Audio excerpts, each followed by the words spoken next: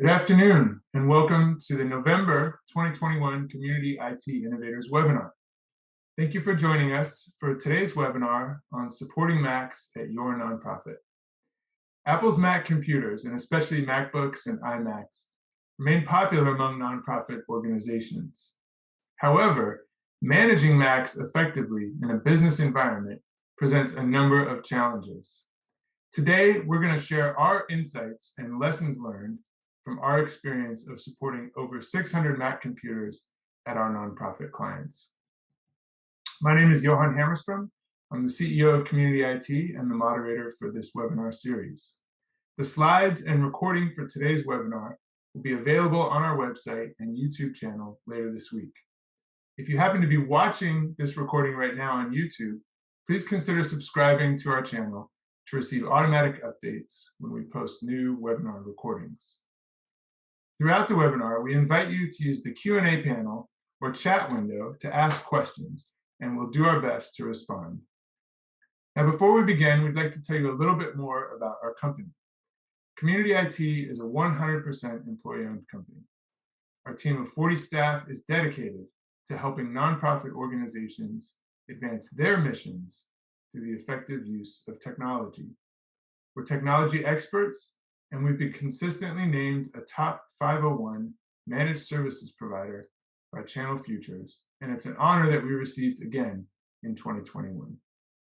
And now, it's my pleasure to welcome our Chief Technology Officer, Matthew Eshleman, and our Director of Technology Solutions, Galen Wenger, and I invite them to introduce themselves. Good afternoon. Hey, good afternoon, Johan. It's great to be back here again with another one of our technical topics for a webinar. Really looking forward to the conversation that we're going to have today to talk about how best to support the Mac OS at your nonprofit organization. If you notice the very first picture in the webinar is a picture of our team support clients, and there are Macs in the foreground. And so that's not just window dressing or props. We actually do support a large number of Mac devices, and looking forward to sharing what we've learned, and also looking forward to getting some input from you. So again, as Johan mentioned, please feel free to chat in any questions that you may have. And for those of you that submitted questions in advance, I think we'll get to most of that during today. So I'm really happy to be joined by my colleague, Galen Wenger, who really helps to drive a lot of this platform management here at CommunityIT. Galen? Thank you, Matt. It's a pleasure to be here today. So I'm Director of Technology Solutions here at CommunityIT. I have been involved in Mac administration since 2007 and have been with CommunityIT for about 13 years now, and have been involved in a push over the past few years to really make our kind of top tier Mac management service. And I'm happy to be here to share what we've learned. Great. Well, in terms of what we're going to talk about today, we've already given away a little bit, Mac or PC. At CommunityIT, we do support largely a PC environment, but have a significant Mac support presence. We'll talk about some of the best practices that we've found and developed in terms of how to best manage Mac devices, what policies to include, and then kind of how to approach that. And then finally, we'll talk a little bit about tools and administration, and have a discussion about some of the options that are available there. So before we kind of launch into it, love to just get a sense for where the audience is at today. So Johan, if you want to launch our first poll in terms of how familiar you are with Mac OS use and support. So go ahead and chat that in. We'll leave this open for a moment or two, and then share the results with all the participants.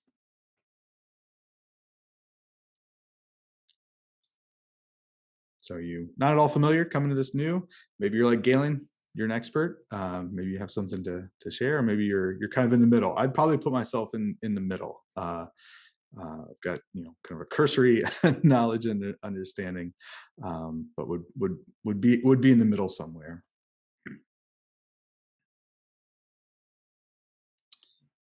All right, great. Well, looks like of the folks attending today, most of you are quite familiar, so I think that there'll be some takeaways and lessons learned for you.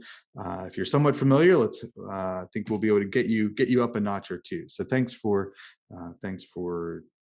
responding to that. So let's first talk a little bit about some of the terminology. So I don't know, Galen, and maybe I can take the first one, but then you can take the rest. But in terms of, I think it's helpful to understand. So Apple is the company. They make the Mac. The Mac runs Mac OS. So that's the operating system of Apple computers, which would be separate from the operating system that runs on the iPad and iPhones, which would be iOS. That's right. And so moving along, the M1 is one of the bigger developments the past few years for Macs. So over the past couple decades, Macs were running on PowerPC processors, and they switched to Intel, which is the same processor that most Windows computers run. And over the past couple of years now, they've been switching, and really the past year, they've been switching to their own internally designed processor. So you may have heard M1 is the name of the processor. Apple Silicon is a term that gets bandied about a lot. And it's a great processor, great hardware. We've been very impressed with it here at CommunityIT. It does really well with power management. So for your laptops, that's how you get that really long battery life. It does have some architectural technology changes on the back end that affect how you manage devices as well. So it's definitely in play. Moving along, Apple Business Manager is a service that Apple has for organizations where you can manage purchasing and roll your devices in through Apple, so the device is associated with your organization and not just whichever user has the device. You can do management of organizational identities, so managed Apple IDs. You can also do managed purchasing of App Store apps and content. That could be acquiring free apps or paid apps that you can then distribute to devices, probably through your MDM. So mobile device management is a linchpin for a lot of what we're talking about today. And that's a service that you can use to push down configuration settings and content to devices that allow you to manage them, support the users on those devices. It is really a kind of essential element of Mac management at this point. Over the years, Apple has had a couple different methods for managing Macs, but within the past couple years, it's really become necessary to use an MDM, and that MDM is tightly integrated with the operating system, which enables it to manage the device. The last item here, endpoint security framework. This is kind of an internal term. But what we've seen in Mac OS for the past few years and from Apple in general, is a strong focus on privacy and security. On the privacy side of things, that means that there are now identified privacy permissions within Mac OS to control things like, can this application access my microphone? Can this application look at my camera? Can this application read files in my downloads folders? These are all various settings that are usually controlled by the user. In an organizational context, we may want to manage those settings for our users, so that if we deploy, say, a backup application, that backup application is then actually able to access the data. So that's one aspect of it, where your MDM can control those privacy preferences. And then another piece of that would be kernel and system extensions. That's another key necessary feature, where if you're deploying security software or maybe file sharing software that's going to interact with the operating system on a low level, Apple has a process that you have to go through to be able to allow that application to run. That process can be somewhat onerous, particularly for the end users. And so that's something that we want to be able to control. And in our experience working with various organizations, that's a big part of Mac management, is leveraging control of those endpoint security features. Mm-hmm. Yeah, great. Yeah, and I think, Galen, as you touched on, in terms of the things that are necessary to support Macs, I think it is a bit of a different support model. So, as a managed services provider, CommunityIT supports 140 different organizations. We're supporting well over 6,000 nodes, I think, at this point. And in general, for the Windows world, we have a very device-centric view, so we can push down things to devices. But in the Mac world, it doesn't work quite that way, and it's very much a user-centric model. So yeah, I was wondering if you'd talk a little bit about that kind of user-centric model a little bit more, and just kind of some of the other things that are unique to supporting Macs, particularly from a centralized perspective. Absolutely. So, on that user-centric model, thinking about us as, just individual people, maybe using an iPhone and a Mac, we're signed in with our Apple ID both places, we get our iMessage both places, and that kind of, user account-centric access to the data and some of those features is something that Apple does very well. And I think, as we translate that into an organizational context, we see that the end user maintains a higher level of control and account access on the Mac side than necessarily what we may be familiar with. We've come up through Windows device management.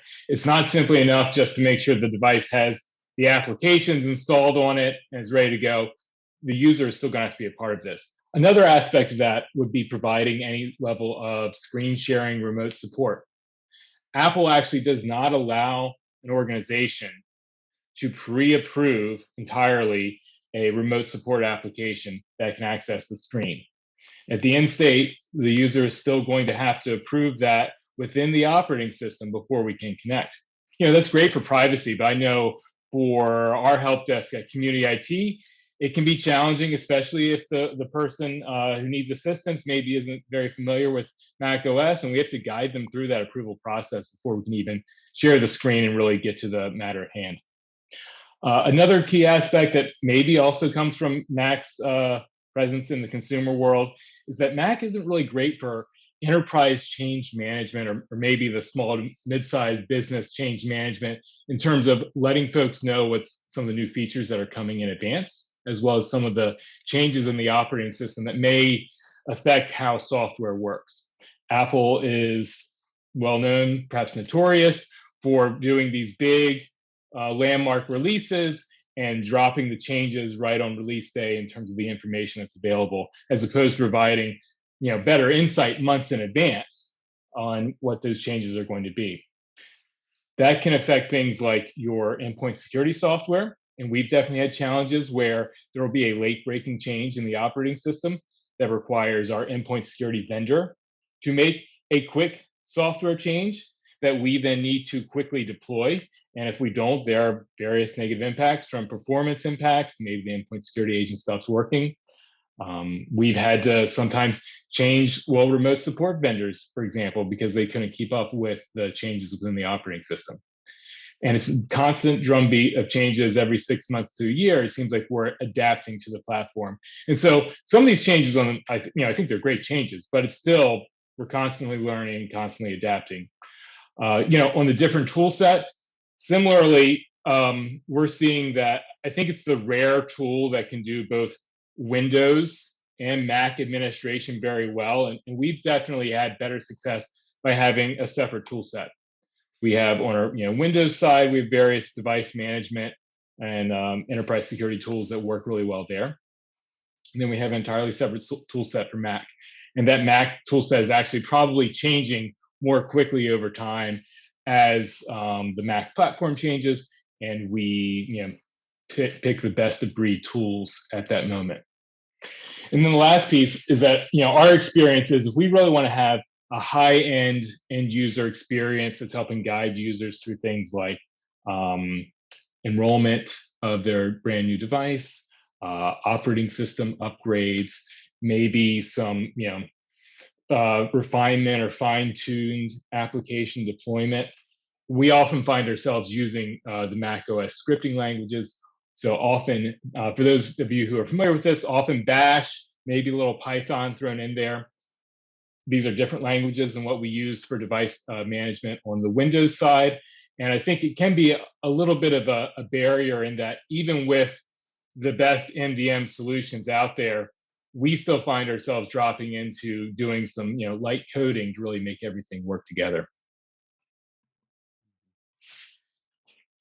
Yeah, and so I think the other thing I think it's helpful to to realize or understand, I think combined with that, some of that change management and Apple's maybe less than proactive communication around changes in the operating system, is that the current Mac OS is basically N+2 or N-2, depending on how you look at it, in terms of, Apple's going to support the most current operating system and then the previous 2 versions. And so for me, I'm always like reminding myself, so that is 10.15 Catalina, and then there's 11 Big Sur, and then just released, which is the Monterey, which has the OS designation of 12. So again, it's interesting to see the different naming conventions on the kind of the OS version side, and also to kind of see how Apple is supporting and providing updates to those systems.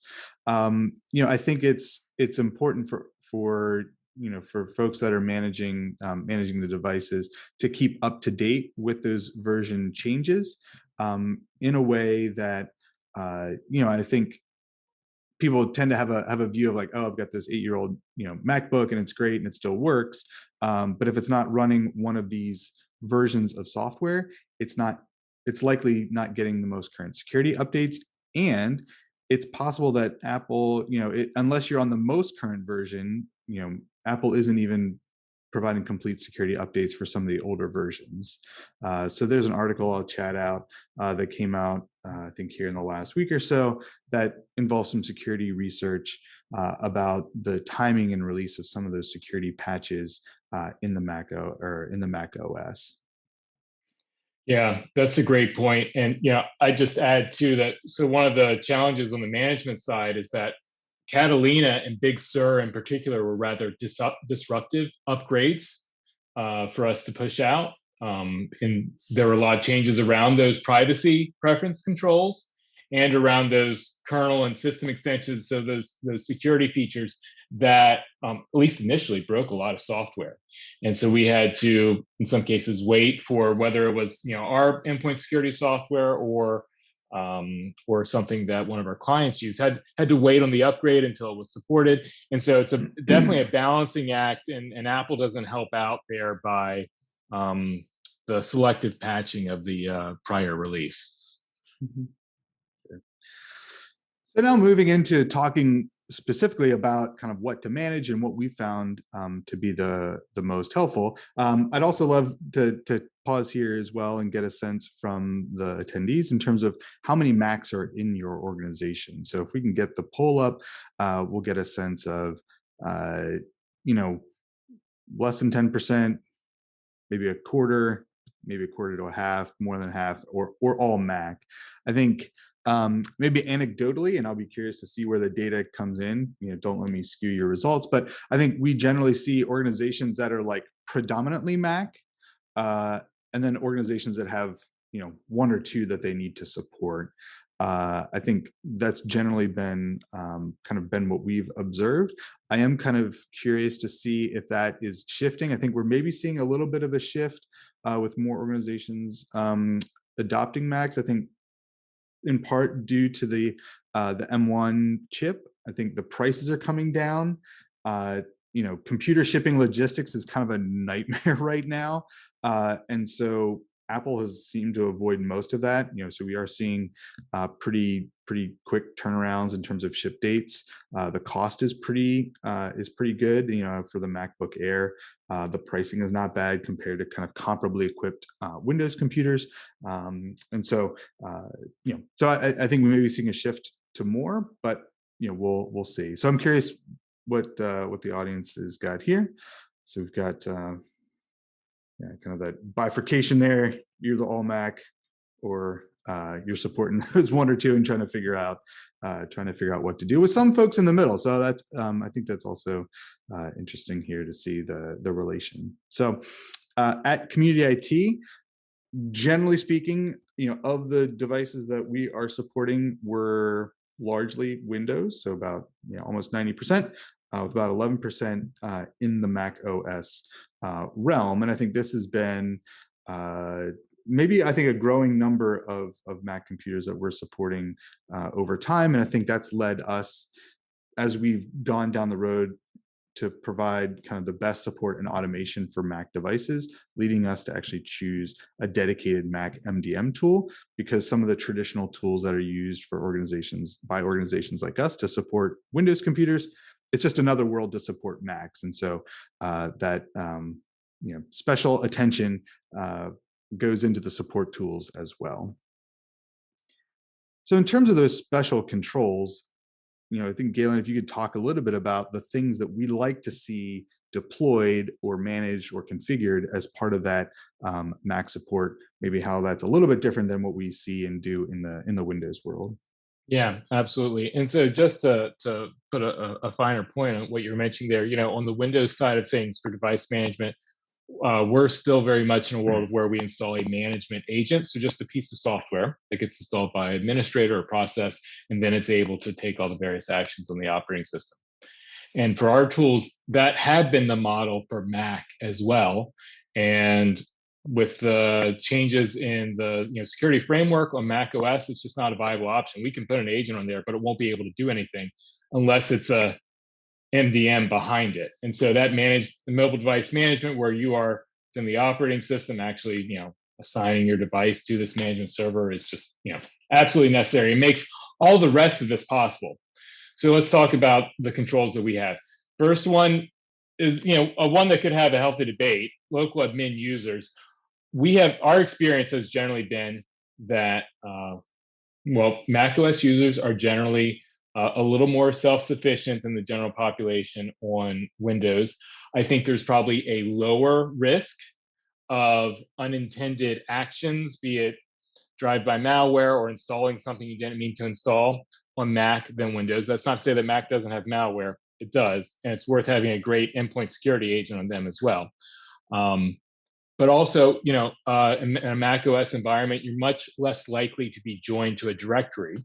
So be that your traditional on-premise Active Directory or similar, or something like Azure AD.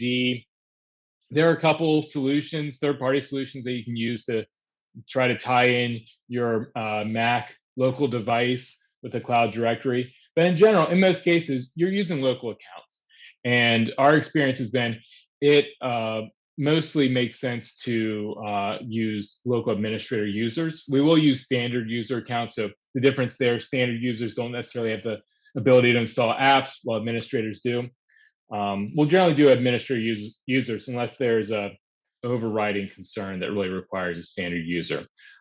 Last item on that, having a local admin end user helps make the updates and upgrades process go a little bit smoother as well. Moving along, file vault recovery key. So first of all, implicit in that, you're encrypting your devices with file vault. And so that's applying device level hard drive encryption, so that if the device is taken, those bits are encrypted and can't be accessed as easily. So it's important to have a file vault recovery key set and escrowed into your mobile device management solution. So one thing that we've seen is Mac has previously supported both a shared recovery key, they called it institutional, as well as a personal recovery key, which is one that is individual to the device. And now they're just saying, hey, just one key per device, and you need to escrow it into your MDM. So that's another important thing. It's important to have OS level updates and third-party updates to make sure that your apps and your operating system stay up to date. One thing that's been really hard on Macs recently is actually managing those updates. With some of the changes that Apple has made in their platform, the traditional methods that we had to deploy those updates are no longer working. We're hopeful here in macOS Monterey that's coming up, that's already been released, and that we'll hopefully be deploying to our clients in the next few months. We'll be able to have more fine-grained control about controlling when exactly updates happen. But for right now, we're actually really have to leverage our end users to get folks on board to install those updates. And then those last two pieces, it's really important that we're able to control the privacy preferences to help make sure the apps work for our users, as well as make sure that the various security solutions that we're installing have the approval within the kernel and system extensions that they need to run.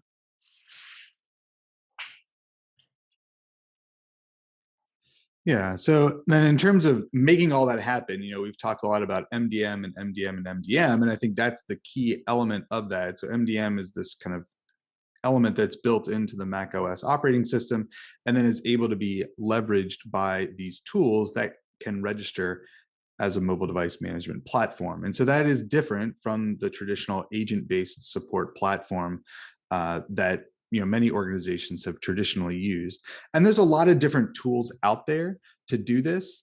If you Google Mac MDM support or Mac management, you're going to get a lot of different options for that. And some of them are really good. Again, if you're, managing just the computers in your organization and need kind of lightweight inventory and kind of configuration, then solutions like the Kanji and Mosel are geared towards those type environments.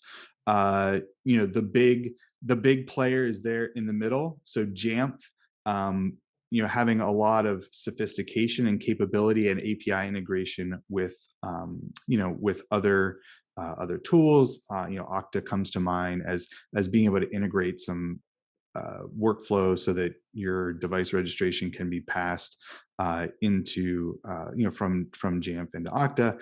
But those are really kind of all Mac management tools. We've also got Workspace ONE here. So that's a VMware product that actually combines Mac and Windows management into a single MDM platform. In the same way, Microsoft Intune or Endpoint Manager is also kind of combines the ability to manage both Mac and Windows devices from a single platform. With the caveat that the Mac management just isn't as robust as as it is in some other platforms. And then we have the solution up top, which is Adigi, which is built for managed service providers like us that need to have what's called multi-tenancy. So the ability to kind of securely manage discrete clients so that we can leverage some economies of scale, not have to rewrite things for each individual organization, and then provide some management. So again, there are a lot of different options for the for Mac management. And there may even be more coming. So I think, Galen, you were talking about some changes that Apple is making potentially to provide some of these services as well. That's right. So while Apple has supported MDM within iOS and Mac OS for a while, they haven't had their own. They bought one last year, Fleetsmith, and it just came out, I think, in the past week that they're doing a beta now of an Apple mobile device management solution targeted at small and mid-sized businesses. That is basically rebranded of Fleetsmith, I think, along with maybe some iCloud storage and a couple other add-ons there. I think it's great. We'll see how great it is, but I think in general it shows some intentionality from Apple in supporting Macs in the enterprise and organizations, and that's really valuable. There have been times in the past where it felt like Macs were maybe more focused on the consumer market, not as focused on the business and organizational market.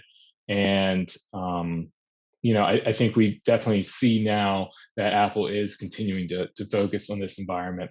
The one other thing I'll mention here, looking at these different options, there's some great solutions out there that come in at different price points and at different feature sets.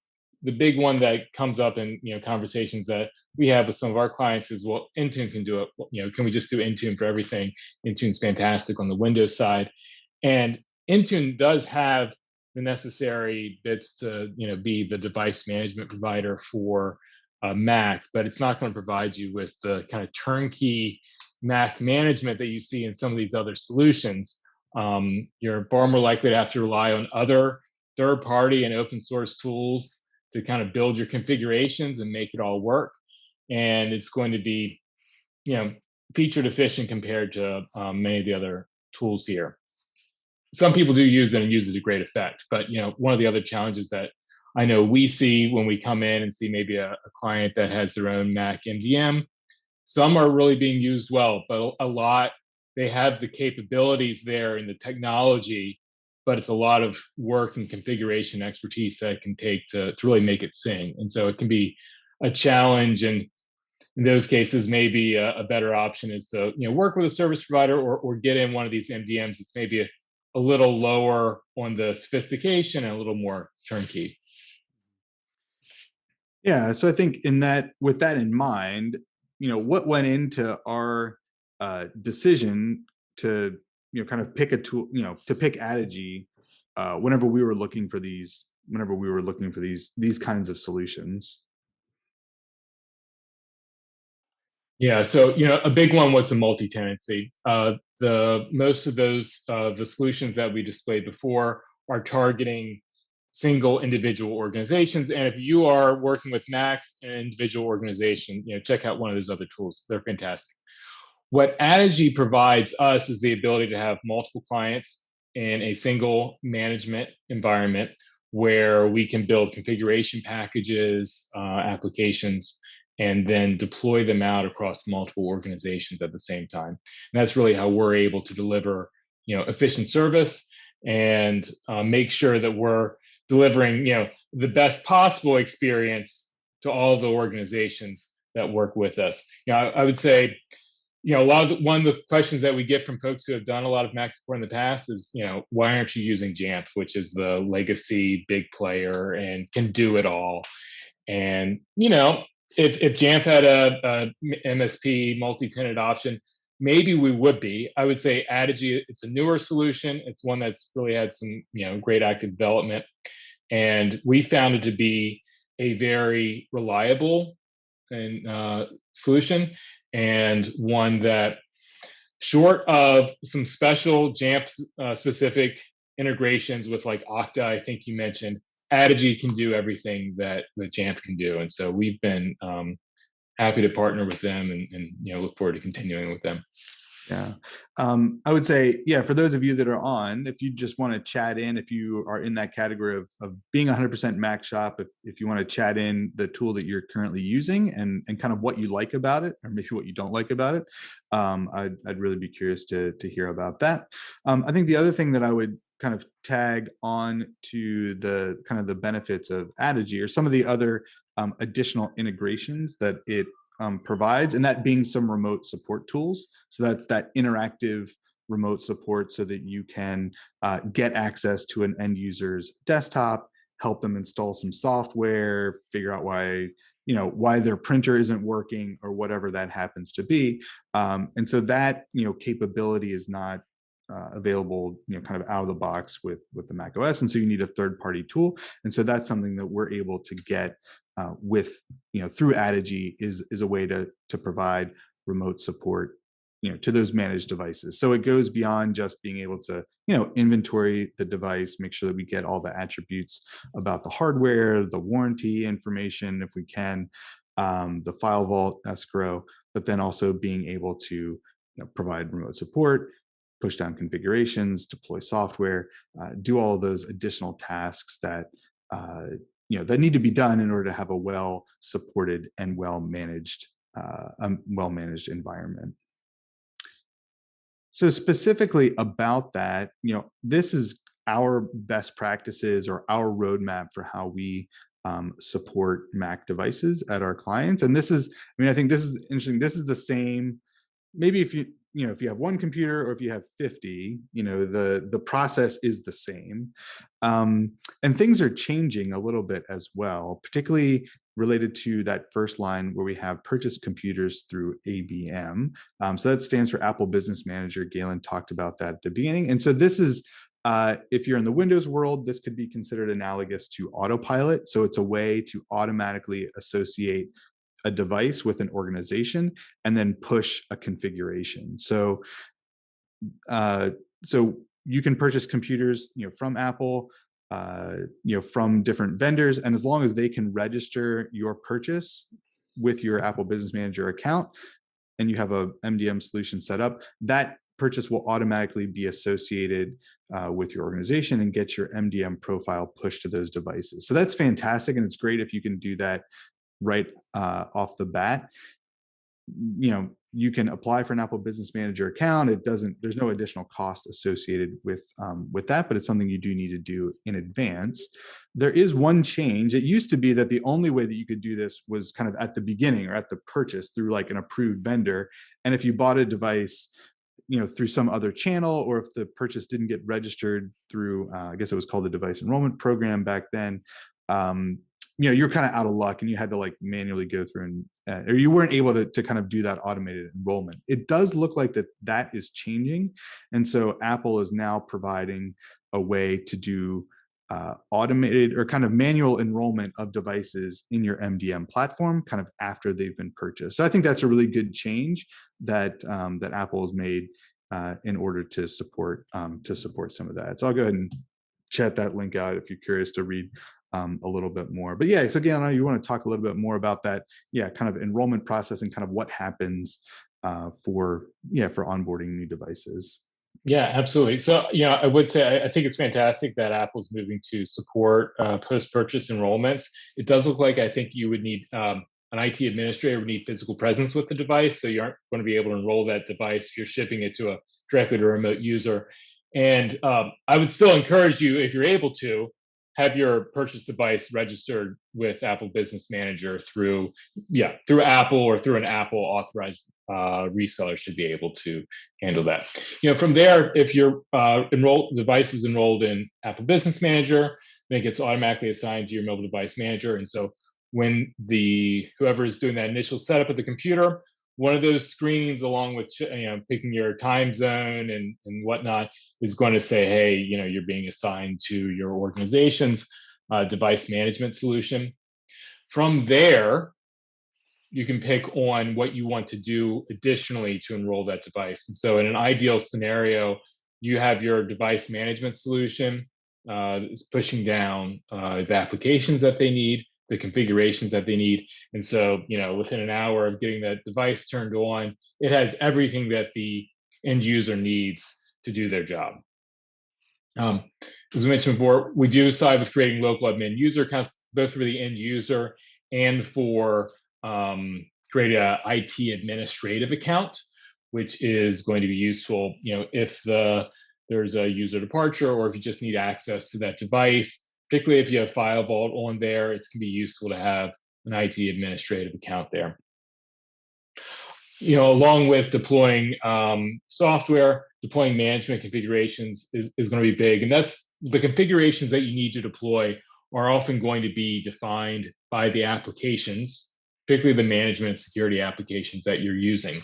So if you're using an antivirus or EDR tool, or if you're using some file collaboration tools that maybe help you view your cloud files locally, or maybe you're using an endpoint backup tool, those tools more likely than not will require you to define permissions, and you want to push those permissions down in advance of installing that software so that software is going to work well. And so again, we have a workflow. In some cases, we're able to we'll display a splash screen to the user who's receiving that device so they know each step of the process, what's going through. So let's say, hey, you've got the device enrolled, you've got it configured through your MDM, it has the software they need, then maintaining it from there. So again, you're going to need to update regularly for security updates. And that is one where, quite frankly, for the past year, we've really been leveraging reporting and then some end user notification to encourage the end users to install those updates. I think we've seen a lot of security update and vulnerability concerns on both the Windows and Mac and iOS side this year. And it really drives home that being able to turn around those security updates on a timely basis is really important. And so that's something where you want to be keeping an eye on your device. It's not, we looked at the major versions previously of 10, 15, 11, and 12. It's not just that. You got to look at that next number to see, hey, are they actually running a version that has the most recent security updates? And then from there, our general practice at this point is to defer those major OS upgrades. So going from 10.15 to 11 or 11 to 12 for 3 to 6 months. And we feel that this is a good enterprise best practice. That's not to say that we don't already have some Monterey devices in the mix. And, depending on, for your organization, what your Mac purchasing is like, you may know that, hey, as soon as that new operating system comes out, it's what the new devices ship with, and you can't downgrade it. So to some degree, there's always going to be some of the latest operating system version in the mix. But why do we want to wait? So a big one is, again, application compatibility, and particularly for your business enterprise applications. That's where I think you're going to see some of the biggest challenges. Your endpoint security agent, your file collaboration tools, your backup tools, they often need at least a couple months to really make sure that not only that they support the operating system, but that they support it well. And I think I mentioned previously that the Catalina and Big Sur upgrades, so last year's upgrade and the one before that, were really disruptive for some of our users. And I would say, for our folks who did upgrade early, there was some early adopter pain there. And hey, maybe that's all right for your organization. But if your focus is on stability, defer those upgrades for a few months until you're able to test and validate it, and then you can roll it out. Yeah, and again, I think that's a good distinction to make between kind of those major OS version updates, which are coming out about once a year, and the security updates, which are coming out about every other month. So again, you may not need to necessarily go to the most current version, but you do need to make sure that those security updates are coming out, because as Galen said, we are seeing security vulnerabilities being exploited in the Mac OS world.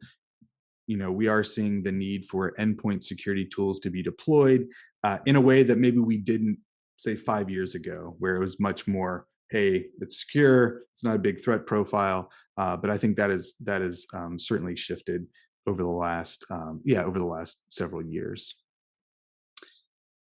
So as we look to kind of talk about the lessons learned that we have, I will just kind of chat out a link. We have a little bit of a case study on our website in terms of how we approached Mac support for a mid-sized organization. And just to kind of highlight here at the very beginning. So you do need an official MDM tool to manage Mac. So not an RMM, not just a support agent, but a full-featured MDM. In the chat, I saw that there was one attendee that was using Meraki's System Manager, yes, which is another MDM. It has the benefit, I think, of being free for maybe up to 100 users with community-based support. So we've seen that in the mix as well. But you need a tool like that if you're gonna manage your Macs. And then I don't know, I think Galen has talked about it quite a bit already in terms of that change management is tricky. There's as opposed to Microsoft, which really plays in the enterprise space, has insider programs, has a long lead time, publishes roadmaps of what's going to be changed, and then seems to communicate that well in advance. The Mac changes aren't often as clearly published, to the vendors, and they're kind of dropped on the users in a pretty kind of short time frame. So that can have a bit of an impact on kind of on the supportability. And then I think the other thing that that Apple gets dinged for a little bit is there's not an officially published formal support schedule. So whereas the Windows will be like, hey, we're going to support Windows 10 through, I don't know, was it 2025 or whatever it happens to be, like that's kind of well published in advance. There's a little bit of mystery in terms of what's being patched, when it's going to be patched, and that information is not always readily available. So again, I think it's important to just go into that and keep up to date with things. So again, I think life cycle replacement is still appropriate. So again, CommunityIT, like a 3 to 4 year replacement cycle is appropriate for all end user computing devices. It doesn't matter if they're a Mac or a PC. If you've got that 8-year-old MacBook that's still running, hey, that's great, but let's make sure that as a standard practice, you're in a habit of replacing devices and keeping them updated. So again, everything in your environment should be on one of those most recent 3 operating system versions. And it's especially with the shift, I think, into the Apple Silicon, it's unclear, I think, just how far back and kind of which devices and kind of how far back Apple's going to go in keeping older operating systems up to date. So, and then again, I think the lesson learned, the final one there, it's very much more of a user-centric approach. As Galen mentioned, we are reliant a lot on the end user to initiate changes, whether that's, to process an update for, the security update, but it's a lot more end user driven than it is in the Windows world, where we can kind of do a lot of, automated management in the back end. Yeah, Matt, if I could just add one thing on that change management thing, if you're thinking about, okay, hey, we've presented the problem, change management is rougher than on the Windows side, well, what do I do about that? I would say, focus on your key software vendors on the Mac side and make sure that you are in the loop on whatever the release notes, if you're a release note reader, or their email notifications. The Apple release notes on Mac OS are not going to necessarily identify the user impacting changes that may show up in a security update. But your device management solution, your antivirus EDR, if you have anything, not Microsoft Office, but some of the other maybe more specialized software, that's the stuff where you'll find out maybe a late breaking change that I'm going to have to, adjust my management profile or prepare my users for, an alert that they may receive when this update happens. Mm-hmm. Yeah, that's great. Well, I think we have a little bit of time for questions, and actually see one that came in. So Johan, I'll read that, and if there's others, we can certainly take them as well. So there was a question about advice for people on using personal Apple IDs for corporate-owned Macs versus corporate Apple IDs. Does it make a difference? Galen, what would you say in terms of how to handle that Apple ID management? Yeah, that's a great question. So I would say, in the small to mid-sized business space, you're probably still seeing a lot of folks using personal Apple IDs just because there wasn't really a great option otherwise. Apple has been doing a better job, I think, within the past year or two of rolling out a managed Apple ID solution through the Apple Business Manager. So it allows you to, basically register reserve your domain name within Apple Business Manager and then hand out IDs to users that are tied to the organization. And so, that really helps with, say, software purchasing if we're doing App Store purchases, as well as just some greater, making sure that the organizational data stays with the organization. That managed Apple ID can tie into Azure AD for single sign-on. I believe maybe Okta as well. I'm not positive on that one. And so that's great. I will say we found the transition can be challenging. If you have been using Macs in your organization for a while, there are probably some personal IDs with your organizational domain name out there that, as part of that migration process, they're going to have to be moved to a new personal email address. And there's a process for that. But it can be a little disruptive for users. And so it's something to, plan ahead on and consider through. I think if you're able to have the bandwidth for that change, I think it's one that pays dividends in the long run, is having those managed Apple IDs. Mm-hmm. Yeah. Great. We do have a few questions. I see another question that just got submitted. We definitely encourage you to ask questions. And I do have some questions that were submitted before the webinar that I'll ask you in just a second. But in terms of one of the ones that was just asked, for the Microsoft Office suite, particularly applications like Outlook and Excel, what sorts of differences do you see functionality-wise between the Microsoft Windows version and the Mac OS version? Well, to take a brief historical view, it's much better feature parity than it was, 5 and definitely 10 years ago. I would say my experience, and other folks on the panel, feel free to weigh in. There's definitely some UI changes, and it's probably more on the subtle level at this point, but some of the configuration options and buttons are in different locations. We've seen more recently that as Microsoft has shifted the UI in Office apps over time, those changes landed on Mac first. And so, if you're in a support role for your organization, you may find that, hey, how I do things on the Mac side is changing more quickly than on the Windows side. In terms of actual features, I think some of the real fine-grained controls on Outlook can sometimes be more challenging or not quite possible on the Mac side. But I think those issues are far fewer than they were before. I don't personally know of any, Excel or other application limitations at this point. Again, I'm sure there's some subtle stuff, and if you're, macros and so on, I would think maybe that would be an area that you'd run into. But I don't know, Matt, do you have any additional thoughts? Yeah, I'm not a Mac user, so I don't have a lot of insight in there. I do know our COO is a primarily uses the Mac and has done lots of really impressive stuff with Power BI, which I think has all been kind of been out of the Mac world. So I think the feature parity is much improved, and I don't have a lot of specifics about kind of what you may be differences between those two platforms. I can weigh in.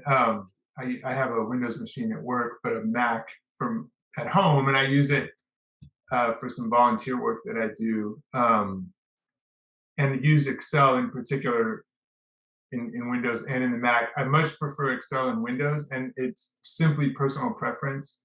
I do a lot with pivot tables, and it's just set up differently in the Mac OS version. It's not any less feature rich. You can do everything that you can do. It just has a different feel to it. And so that's something to keep in mind. But our CFO for many years did all kinds of advanced Excel work on a Mac that really blew my mind that you could do that much. So it works. It's just a question of what you're used to, I think. So one of the questions that's come up several times has to do with iOS devices. A lot of organizations that have Mac OS devices also have iOS devices. Just kind of briefly, like how much of what you've talked about today in terms of managing Mac OS devices through MDM can be applied to iOS devices, both in terms of concepts as well as specific solutions? Yeah, that's a great question. So on the MDM side, most or all of the MDMs that can do Macs can also do iOS devices. And so you are able to register your Macs, your iOS devices, and in the same device management solution. What we've said about doing managed purchasing for Macs and tying that into Apple Business Manager, that also applies to iOS. And so I think if you're looking at a holistic strategy that's including mobile devices, looking at a solution that includes both is great. The actual process or what you go through in terms of the management, I think can be a little more varied depending on your use case. We will see that a lot of organizations in the small and mid-size range, on the iOS side, they're probably pushing out to some key security settings. Hey, I want to make sure we have a passcode on here and the device is encrypted, and maybe I'm pushing my VPN profile on there, that sort of thing. Not as many are doing application assignments, though you can push down App Store apps, through your Mac MDM and through Apple Business Manager. And when I think about the device management tool set in our solution, Adigy, there's a lot of reactive remote support tooling for the Mac OS environment that doesn't really apply to iOS. iOS is more just, hey, I'm pushing down the apps and configurations, getting back some basic inventory and configuration information. But yeah, definitely recommend it. I think too, some of what we've also said around security updates applies to iOS as well. And so at least having visibility, that base level inventory, even if you aren't really like pushing down some update management settings, I would encourage that. Know whether your users are several versions behind on their iOS updates. That's important. Yeah, and I think I would just echo that. I think for me, I think the big driver is kind of between corporate and personal owned devices. in terms of what you're going to be able to deploy to them. So again, on corporate owned devices, kind of that full MDM enrollment where you have the management kind of profile installed and you can push down things to the device, makes a lot of sense in the corporate world. For the corporate owned devices, I think for personal owned devices, you need to be really clear, and I'll make a pitch for kind of our cybersecurity roadmap in terms of starting with policy and kind of making those decisions at an organization level in terms of what you're going to do from the policy side. And again, if I do think it's important that organizations are clear about which devices are accessing their data and what happens to that. And so that can be addressed through MDM profiles. If you're in the Office 365 world, there's also some things called mobile application management where you can actually manage the applications that people are accessing, not the device themselves. And so there's a little bit of distinction there in terms of how much can be done on a device management. But again, I would certainly echo the fact that security updates are key, and it's really important to keep things up to date. We've seen a lot of maybe things in the press about zero-day vulnerabilities, exploiting various weaknesses in the iOS environment to allow kind of adversaries to take over a device or get access to contacts and messages and that kind of thing. And so making sure that your device is not jailbroken and you're updating it on a regular basis is a really important security practice. Great. Yeah, that's very good advice. So for organizations that are Google centric, maybe they use Google Workspaces for their identity management and productivity suite. Maybe they have a lot of Chromebooks that they manage in their environment. Do any of these recommendations change for more Google-centric organizations? Can they manage Macs in the Google Administrator, utility? Do you have any specific advice for people who are in the Google world? Yeah, great question. I unfortunately can't speak directly to the capabilities on managing Macs in the Google Workspace environment. I think to make a more general take, having a dedicated Mac MDM as a general rule really provides a much greater level of control and manageability. I know there is some capabilities there for iOS, but especially if you want to be able to deploy apps and that sort of thing, I would probably look at having a third-party tool. Beyond that, in terms of, I think we do see Mac-only organizations in general probably erring a little more towards the Google Workspace world instead of the Microsoft world on some of the collaboration tools, and they work very well together. It's a good pairing. So yeah, Matt, do you have anything to add? Yeah, I think there is some built-in capability to do Mac OS management in the Google console. I'm not sure how far down that extends, and so again, I think for a lot of these tools, like Kanji and Mosel and stuff, you can do kind of a base level amount of stuff with a lot of different platforms. I think the question really goes whenever you're developing your requirements. If you need a little bit more sophisticated control, if you need more support capabilities, then you're probably going to be pushed into some of those third-party tools like Jamf or Adigi or whatever that have that capability to kind of do more than just a base level of control and configuration management. Great. Well, I think we are basically at time. Before we go, we want to just let you know that this is our last webinar for 2021. Our next webinar will be in January, and it's one of our most popular, our annual nonprofit tech trends. We gather our technology experts for a roundtable discussion of what we see coming up in technology, and particularly in nonprofit technology for the coming year. So keep an eye out. The reminder for that, or the registration link, is going to go out in about a month. And we would love to have you join us on Wednesday, January 19th at 3 o'clock for that discussion. Thank you for joining us today. We appreciate your time and your attention. And we wish you a happy Thanksgiving and a great rest of November. Take care.